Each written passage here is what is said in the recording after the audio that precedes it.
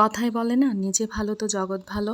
বিশ্বাস করেন, সব ক্ষেত্রে কিন্তু নিজে ভালো হলে জগৎটা ভালো হয় না। কিছু ক্ষেত্রে জগৎটাকেও কিন্তু সাপোর্টিভ হতে হয়।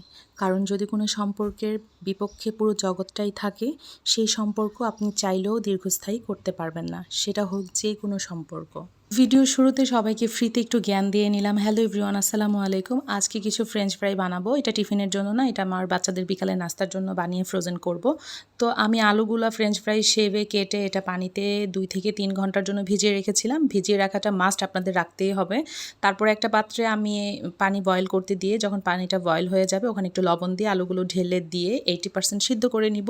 তারপরে আপনারা নামিয়ে ঠান্ডা করে এটা একটা ভাজা দিয়ে নিতে পারেন। একটা ভাজা দিয়ে নিলে আপনাদের ফ্রেঞ্চ ফ্রাইটা একদম দোকানের মতো হবে। বাট আমি ভাজা দিব না, কারণ অনেকগুলো তেল নষ্ট হয়। আর আমি ভাজা দিব না এই কারণেই আমি অল্প একটু গায়ে ময়দা জাস্ট হালকা করে মাখিয়ে নিয়েছি। এতে করে আপনারা যখন ফ্রোজেন করবেন তখন আলুগুলো লেগে যাবে না।